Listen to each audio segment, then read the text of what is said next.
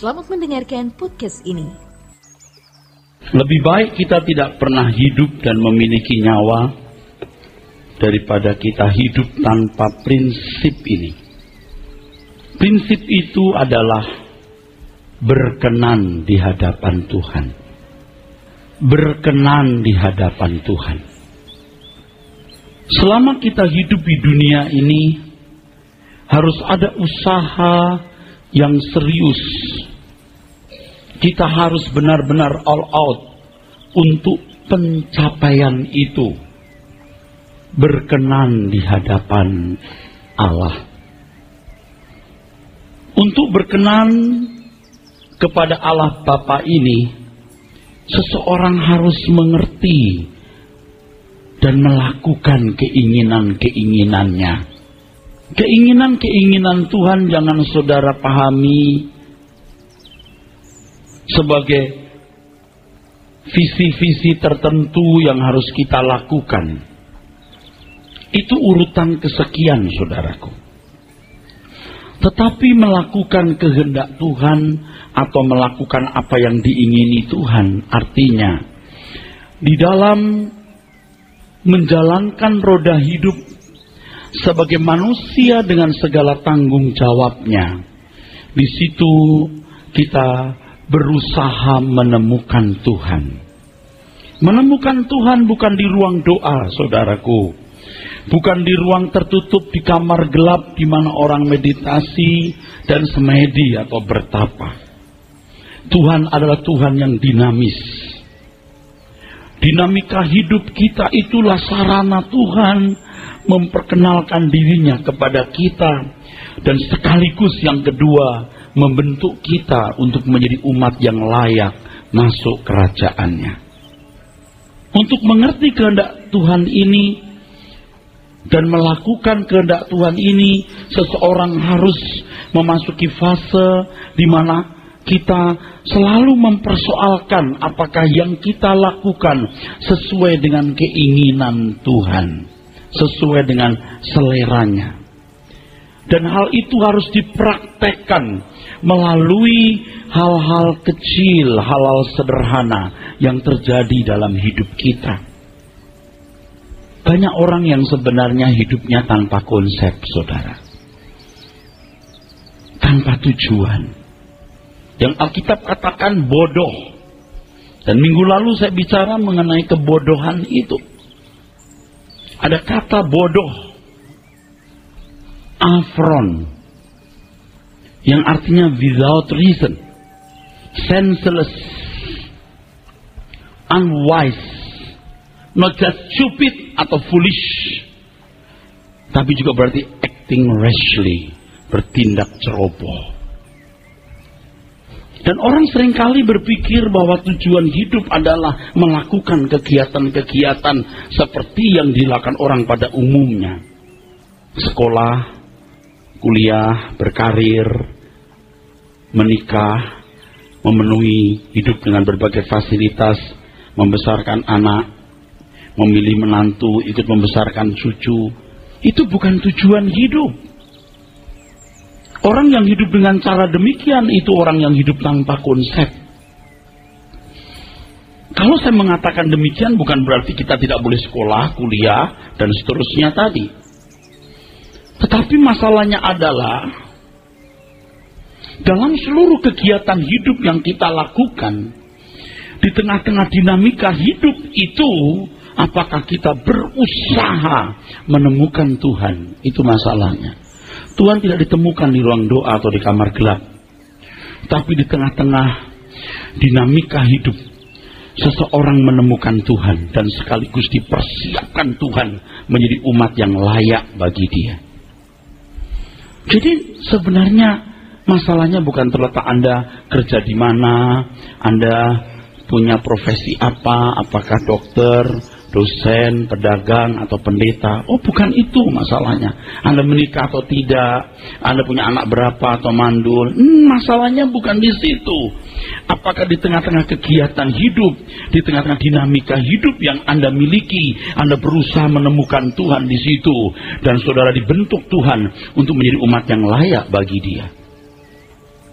Makanya kan yang pertama saudaraku sekalian, orang harus dicerdaskan untuk bisa membaca semua peristiwa hidup. Dari apa yang dialami dan apa yang didengar saudaraku. Kebenaran-kebenaran yang kita pelajari itu seperti seorang membaca huruf. Lalu perpustakaannya adalah hidup kita setiap hari. Itulah perpustakaan kehidupan yang kaya dengan banyak kebenaran. Jadi kita belajar kebenaran di gereja, kita dicerdaskan untuk mengerti kehendak Tuhan. Dan kita menerapkan itu dalam hidup setiap hari, dan lewat dinamika hidup itulah kita menemukan Tuhan dan dibentuk menjadi umat yang layak bagi Dia. Orang harus serius meneliti diri. Oleh sebab itu saudaraku, dari hal-hal kecil yang selama ini lolos dari pengamatan kita, lolos dari evaluasi kita, kita harus mulai periksa. Dengan melakukan hal ini, aku menyenangkan Tuhan atau mendukakannya. Bukan hanya melanggar hukum, Mbak. Merugikan sesama enggak? Melukai orang lain enggak?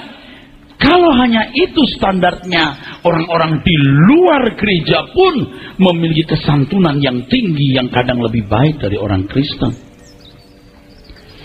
Bukan sekedar yang kulakukan melanggar hukum, tidak. Melukai sesama enggak? Merugikan orang lain enggak? Bukan hanya itu. Tetapi apakah yang kulakukan ini menyenangkan Tuhan atau tidak? Kalau dulu saudara, sebelum sungguh-sungguh mau menjadi anak Tuhan yang baik, tidak mempersoalkan sama sekali hal ini. Sebab standar kebenaran yang dibangun hanyalah standar moral secara umum, yang mudah dikenali. Asalkan tidak melakukan sesuatu yang melanggar hukum, tidak merugikan sesama, tidak melukai orang lain, jalan saja. Sekali lagi, orang-orang non-Kristen pun bisa cakap saudaraku sekalian, melakukan hidup, melakukan hal tersebut atau memiliki warna hidup tersebut saudaraku sekalian. Tetapi orang percaya itu saudaraku memiliki standar yang lebih tinggi. Memang hukum itu saudara dibuat supaya manusia tidak menjadi hewan punah, ya, supaya bisa dilestarikan sampai pada zaman penggenapan Tuhan Yesus datang ke dunia. Orang dipagari dengan hukum, saudara. Orang tidak bisa sewenang-wenang ambil barang orang, ambil istri orang, suami orang, membunuh dan lain sebagainya. Dilingkari oleh hukum. Nah, orang percaya bukan hanya memperhatikan ini. Aku dipandang baik, aku tidak merugikan, tapi Anda dilingkari ini kehendak Allah. Nanti prinsip hidup saudara haruslah ini, dan ini saudara meteraikan di hati saudara. The smile of God is the only goal of life. Senyum Tuhan itu satu-satunya tujuan hidup kita. Saudaraku sekalian, tapi maaf ya, ironinya ada orang-orang Kristen yang tidak peduli terhadap sesama. Sekalipun tindakannya merugikan atau melukai orang lain, jalan saja. Asal dia punya alasan kenapa dia berbuat begitu. Apalagi kalau dia merasa lebih kuat, punya uang, di backup oleh pejabat tinggi, dia bisa bayar pengacara hebat. Lihat, orang-orang seperti ini kehilangan kemanusiaannya. Atau melakukan pelanggaran-pelanggaran hukum, asal orang tidak lihat ini. Tidak sedikit ironisnya orang Kristen begini.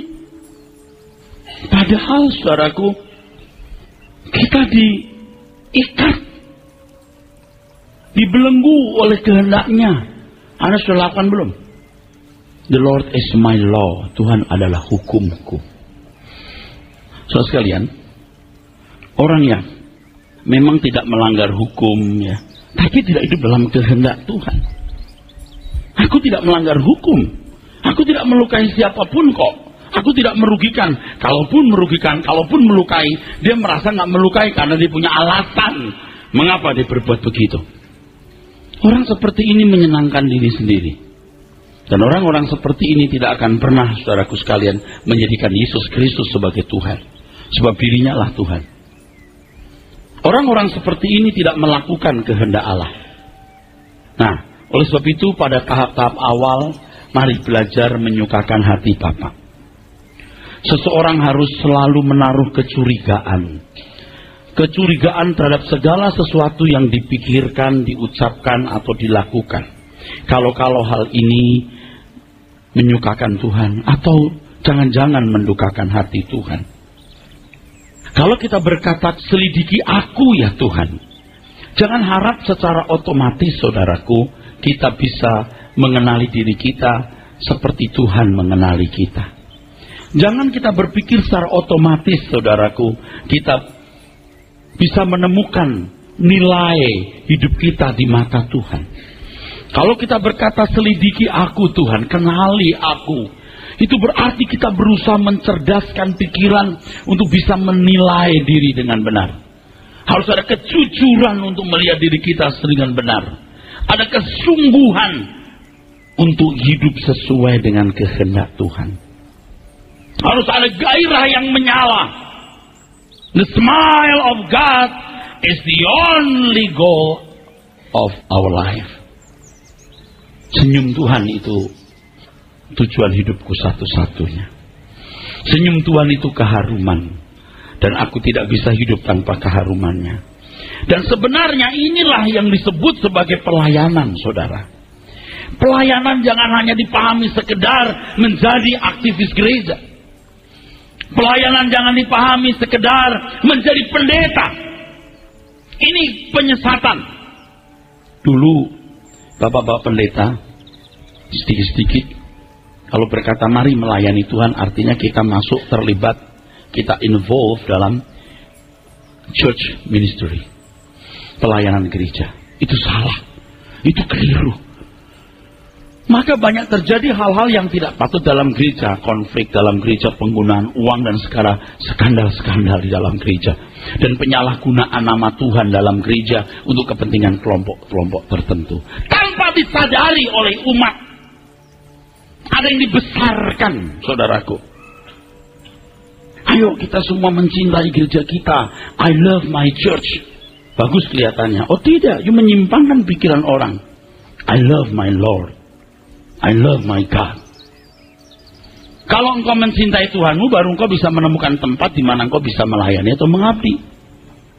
Begitu kita mulai buka mata, saudaraku, disitulah kita mulai belajar memberikan upeti kepada Tuhan.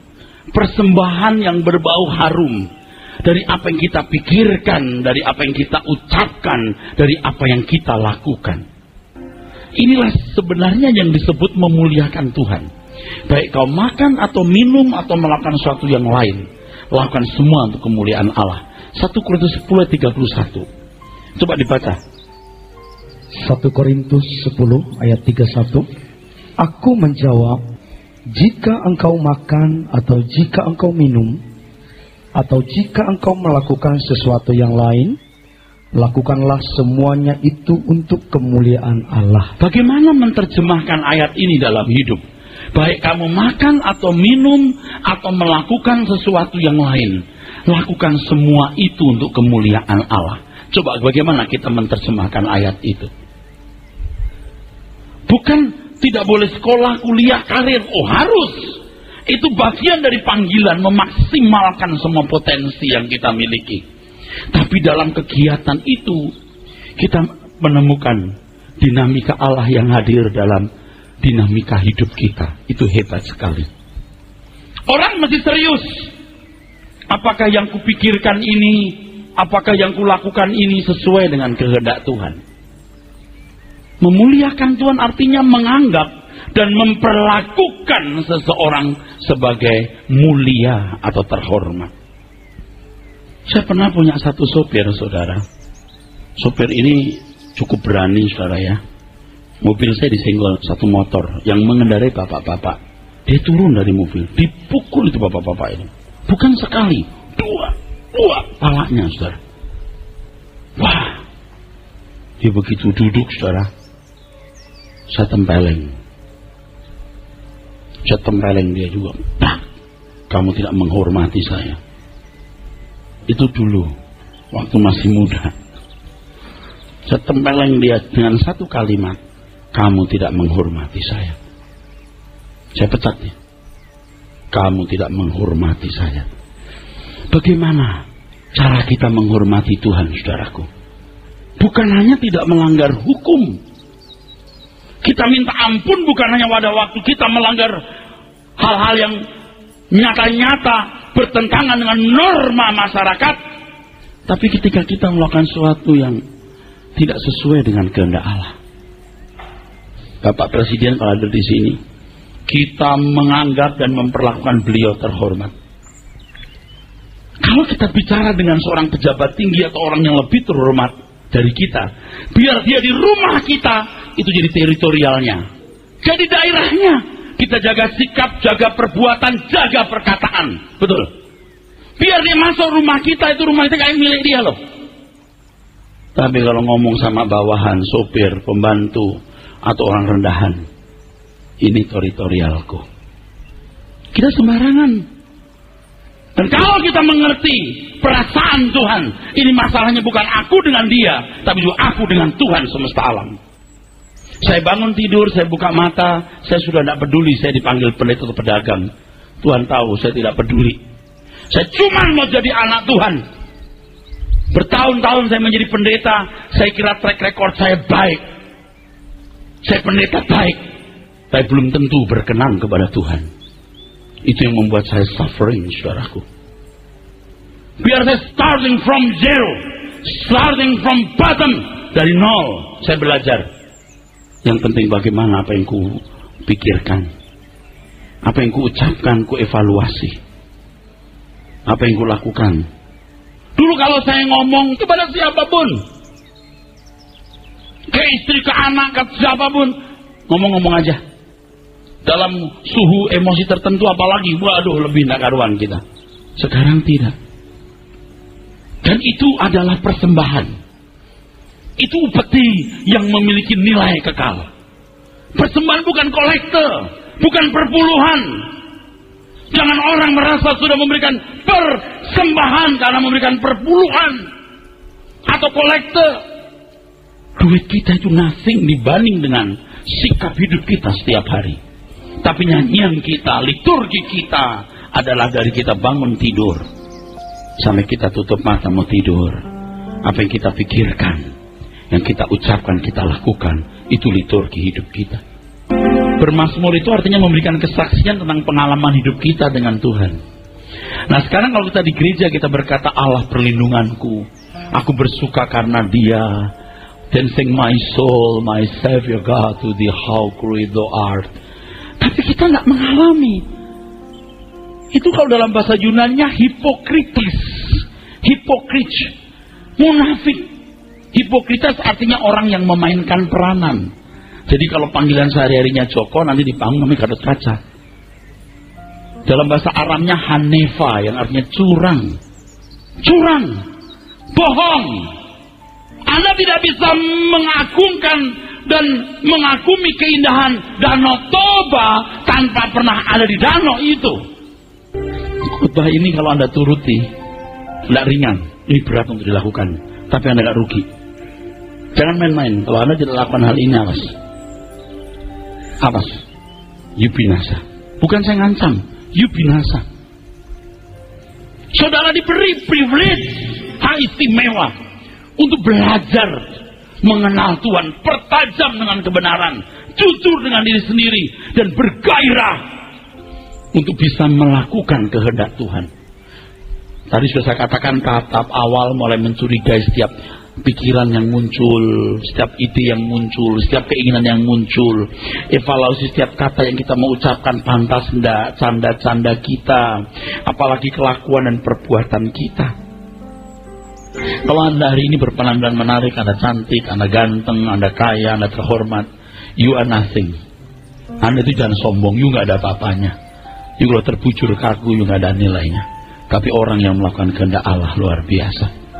Ibarat bunga mawar, engkau ditanam Tuhan di taman fana dunia ini. Dan kalau engkau wangi di mata Tuhan hari ini, engkau akan dipetik dan ditanam Tuhan di taman abadinya. Dan saya punya tugas untuk menyampaikan kebenaran ini. Bayangkan kalau gereja bicara soal duit, perpuluhan, kolekte, kalau jemaat memberi, nggak jelas untuk apa. Untuk bangun gereja, apa, untuk ini, untuk itu. Oh iya, tapi jangan disimpangkan bahwa uangmu itu nggak ada artinya dibanding dengan kelakuanmu yang menyukakan hati Tuhan. Tapi kita tidak boleh mengorbankan kebenaran demi kebutuhan, nggak boleh. Anak-anak muda, kamu dengar nak, kamu dari muda ini kamu udah belajar mengelola hidup dengan cara seperti yang Om Eras ajarkan ini. Kamu luar biasa nak, kamu luar biasa. Kamu tidak harus dan tidak perlu jadi pendeta, tapi kamu berkelakuan cemerlang seperti anak-anak Allah, sebagai anak-anak Allah yang agung dan mulia. Ingat tadi saya katakan, kalau terhadap pejabat tinggi, orang yang lebih terhormat, wah, kita atur sikap, atur kata-kata. Tapi kalau untuk orang lain, kita boleh seenak-enaknya. Ini orang kehilangan kemanusiaan. Urusanmu bukan dengan manusia saja, urusanmu dengan Tuhan. Di kerajaan Tuhan Yesus nanti, saudara, tidak boleh ada tindakan yang melukai hati Bapa. Sama sekali tidak boleh ada perbuatan yang bertentangan dengan kehendak Bapa. Semua harus berjalan sesuai dengan keinginan Allah di kerajaan Bapa di surga. Sebab itu teritorialnya Bapa. Nah, seharusnya warna kehidupan seperti itu sudah dihadirkan, dilatihkan sejak kita di dunia ini. Sejak masih ada kunyuk, setan maksudnya, dan pengaruh jahat dunia sekitar kita, kita mau proof, mau buktikan kita menghormati dan mencintai Tuhan. Maka dalam doa Bapa kami, Tuhan Yesus mengajarkan, datanglah kerajaan-Mu, jadilah kehendak-Mu di bumi seperti di surga. Menghadirkan pemerintahan Allah, menghadirkan pemerintahan Tuhan. Kalau Bapak Presiden hadir di sini, ruangan ini milik beliau, walaupun bukan milik beliau. Kalau dia hadir di rumah kita, kamar mandi, restroom, semua kita ubah. Karena kita memperlakukan dan bersikap hormat kepada presiden atau pejabat tinggi. Sekarang kita menghadirkan Tuhan. Kita sudah tidak ada lagi di daerah netral. Semua wilayahnya milik Tuhan.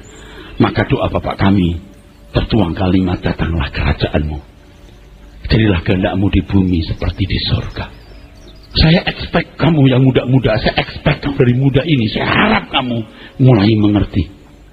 Percaya kamu tidak akan jadi orang yang terinjak-injak, kamu akan jadi orang yang agung dan mulia. Jangan anggap remeh apa yang saya katakan ini nak. Menjadi berkenan kepada Tuhan itu nyaris mustahil. Kita harus all out di situ.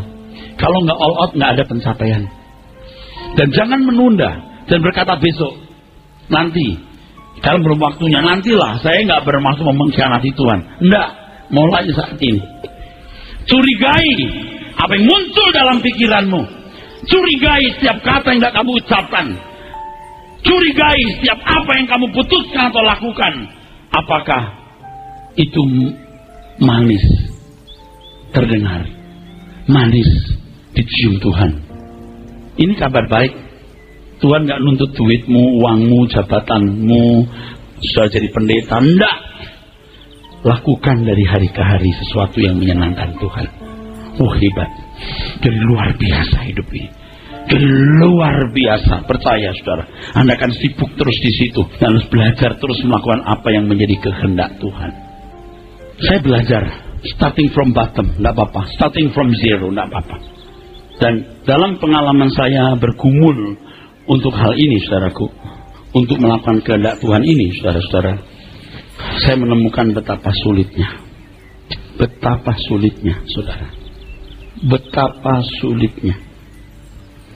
Betapa sulitnya. Saat-saat tertentu, saudara, ada banyak kasus yang tidak bisa saya kemukakan di sini. Ketika kita harus menanggalkan kesenangan kita, itu kita seperti kehilangan nyawa. Nyawa kita seperti dicabut. Oke, contohnya begini. Waktu kita dilukai seseorang, waktu kita benar dipersalahkan, kita mau membela diri, kita mau membalas, Kita berkata, tidak bisa begini ini. Tapi suara hati kita mengatakan diam. Waduh, berat saudaraku. Ketika ada hal-hal yang kita sukai, kita gemari, dan kita harus lepaskan hal itu. Wah saudaraku, luar biasa beratnya. Luar biasa beratnya. Kita seperti punya nyawa dicabut. Kalau belum, nanti Anda akan mengalami. Tuhan itu cerdas pasti. Tuhan itu mengagumkan luar biasa. Ya. Ambil ini saudara. Dia mulai dari hal-hal sederhana. Nangkep saya ngomong apa ini? Tapi setiap kali ini tuh seperti nyawa kita dicabut nih. Lalu kita berkata, oh udah selesai nih. Ternyata tidak. Belum. Terus tuh. Kadang-kadang kita berhenti di satu tahap. Misalnya ini. Ya Tuhan, aku gagal terus melakukan kehendak-Mu di hal ini. Aduh Tuhan, maafkan aku. Tolonglah aku Tuhan, tolonglah aku. Tuhan seperti menjawab begini. Salahnya bukan di aku, di kamu. Jangan minta tolong untuk melepaskan diri dari tanggung jawab. Aku sediakan firman, Roh Kudus. Kamunya mau enggak untuk disembuhkan? Kalau seseorang punya penyakit di mana dia harus mengalami operasi, lihat orang-orang punya kecenderungan mau herbal lah, dukun lah, yang gampang, nggak pakai sakit. Kalau dulu misalnya penyempitan atau jantungnya misalnya tersumbat, itu dada dibelah, digergaji loh. Tulang dada itu digergaji loh Pak, dibuka, dibereskan, ditutup lagi, diikat pakai besi, bener loh. Sekarang bisa masuk lewat tangan ini, kayak tali. Dulu enggak. Nah orang itu mau gampang, tapi lewat sini pun sakit loh. Anda harus berani sakit. Kalau misalnya Anda gampang tersinggung, Anda harus ketemu orang yang merusak nama baikmu, menginjak-injak harkatmu. Kalau Anda berkata, aku mengampuni dia, enggak gampang. Enggak bisa langsung jebret berubah jadi orang rendah hati. Enggak gampang tersinggung. Enggak. Halo? Amin? Sakit. Nah kalau saudara tidak mau berubah, ya nggak ngalamin. Waktu Anda mendapat perlakuan tidak adil orang, wah Anda ngamuk, Anda membalas dan bereaksi negatif, wah itu nggak jadi. Orang banyak alasan. Mestinya kenapa mertuaku nggak suka sama saya? Kenapa orang-orang nggak suka kepada aku? Belum tentu kita yang salah.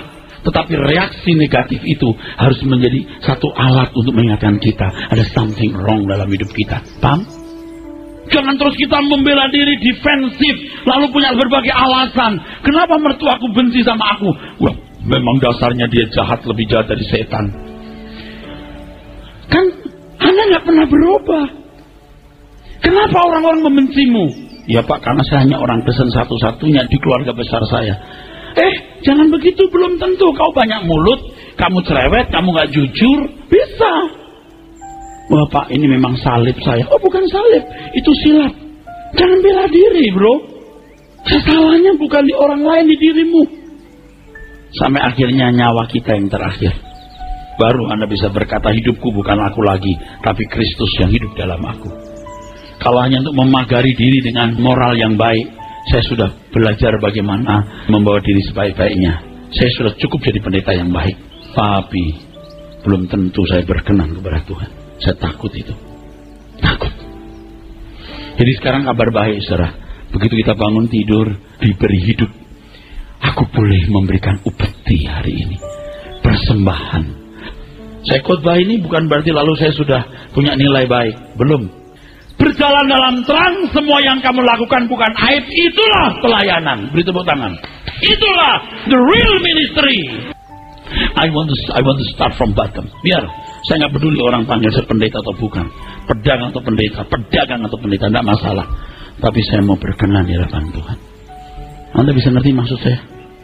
Anda mau berubah? Saya mau tanya, Anda mau berubah? Ayo kita berubah, saudaraku. Selagi ada kesempatan. Nah disinilah sebenarnya yang disebut perhentian itu.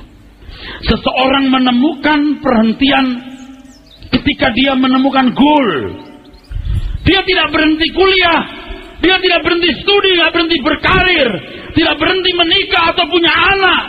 Dia tidak berhenti, tapi menjadikan itu sarana, dinamika untuk menemukan Tuhan dan belajar menjadi umat yang menyenangkan hati Tuhan. Tujuanku bukan lulus sekolah, punya istri, punya anak, bukan. Itu bukan tujuan. Tujuanku adalah menyukakan Tuhan, dan itu menjadi sarananya. Wah, ini tidak gampang, saudara. Tapi bisa kalau kita mau. Itu perhentian kita. Jadi sebelum kita di kerajaan surga, kita sudah mulai hari ini menghadirkan kerajaan Allah. Baik aku makan atau minum atau melakukan sesuatu, aku melakukan semua itu untuk kemuliaan Allah. Baca bro, 2 Kor 5 ayat 9. Sebab itu juga kami berusaha. Sebab itu juga kami berusaha. Baik kami diam di dalam tubuh ini. Kami diam dalam tubuh ini, artinya waktu aku masih hidup di dunia. Terus? Maupun kami diam di luarnya. Maupun kami diam di luarnya. Supaya kami berkenan kepadanya. Supaya kami berkenan kepadanya. Saya expect anak-anak muda, saya harap saudara-saudara sekalian menangkap pesan ini. Dan belajar sejak dini. Dan belajar sejak dini. Jangan sombong. Begitu you bangun tidur, pikirkan bagaimana menyenangkan Tuhan. Pasti Anda menyenangkan orang tua. Pasti. Pasti Anda bertanggung jawab sebagai mahasiswa, sebagai pelajar. Pasti Anda bertanggung jawab dalam rumah tangga. Pasti. Pelabuhanmu adalah ini. Bagaimana Anda menyenangkan Tuhan. Inilah pelabuhan saudara. Finish. Kalau berkata finish itu bukan lalu kita jadi malas bekerja dan lain-lain. Enggak. Di situ saudara sungguh-sungguh mengisi hidup saudara untuk melakukan kehendak Tuhan. Hidup Anda akan berubah. Oh, itu indah sekali. Oleh sebab itu saudaraku sekalian, mindsetnya harus dirubah. Pola berpikirnya harus dirubah. Apa sih Kristen itu? Apa sih kekristenan itu? Nggak ada lain kecuali ini. Melakukan kehendak Tuhan. Menjadi manusia yang punya kepekaan, punya insting, punya naluri. Mengerti kehendak Tuhan dan melakukannya. Menjadi manusia-manusia yang agung. Yang unggul. Bahkan dalam banyak hal unggul. Paling tidak, di bidangnya dia pasti unggul. Finish. Selesai. Tapi kalau Anda masih mau bergerak terus dari kesenangan ke kesenangan, Anda tanpa sadar digiring menuju kegelapan abadi. Tapi ketika sudah mulai belajar melepaskan kesenangan ini, bukan berarti Anda kehilangan kesenangan. Tuhan tahu kalau Anda senang, Tuhan juga ikut senang. Tuhan tahu Anda perlu kendaraan, perlu mobil, perlu rekreasi, perlu keluarga yang baik. Tuhan tahu. Dan Tuhan akan memprotek saudara. Saya sesekali ya, anak saya belum pulang malam hari, saya suka telepon. Kamu kemana? Kalau udah malam jam 10 ke atas saya telepon. Hampir selalu. Kamu kemana? Kamu di mana? Sampai akhirnya dia agak kemalaman pulang sedikit, sudah telepon mamanya, SMS, Mam, aku pulang jam segini. Biar anak laki-laki, biar. Lalu saya berpikir, ya Tuhan, seberapa kuat saya bisa mengontrol anak-anakku. Ya Tuhan, tanganku 2. Lalu ada suara di hati saya, kalau Allah semesta alam kamu sukakan, apa sih yang kamu khawatirkan? Saya juga sebagai pendeta tidak bisa lindungi saudara. Doakan Pak, tolong Pak, percuma. You sendiri yang harus menemukan Tuhan. Dan ketika sudah menemukan Tuhan, Anda percaya, Anda akan dipelihara Tuhan luar biasa. Anda menyukakan hati Bapa di surga. Finish di situ. Anda akan dibela Tuhan. Luar biasa.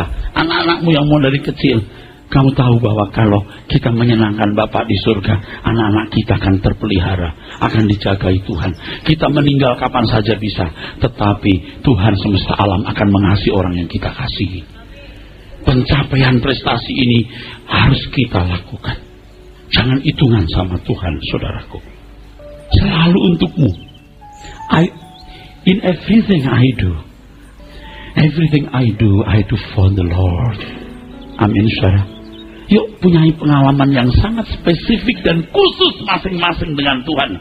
Dan ketika kita keluar dari ruangan ini, segala pengalaman hidup itu mengandung kehadiran Tuhan, di mana Tuhan mau memperkenalkan dirinya kepada kita dan membentuk kita jadi anak-anak Tuhan yang berkenan. Kalau dinamikanya saudaraku itu makin tinggi, biasanya pengenalannya makin dalam. Ya, misalnya sudah mengalami kesulitan yang dalam, di situ Tuhan tuh memberikan patuh yang banyak dan bernilai. Dinamikanya Tuhan luar biasa. Tapi jangan takut, Anda tidak akan kehilangan stabilitas, karena saudara harus melayani Tuhan jadi berkat. Anda nggak boleh goyang terus, ekonominya digoyang terus, kesehatannya digoyang terus. Ya kapan kita stabil menjadi berkat? Tidak akan. Tuhan akan buat saudaraku stabil. Dan pada waktu Tuhan memberikan dinamika, coba belajar. Oh, luar biasa. Dan semua orang pasti mengalami dinamika ini.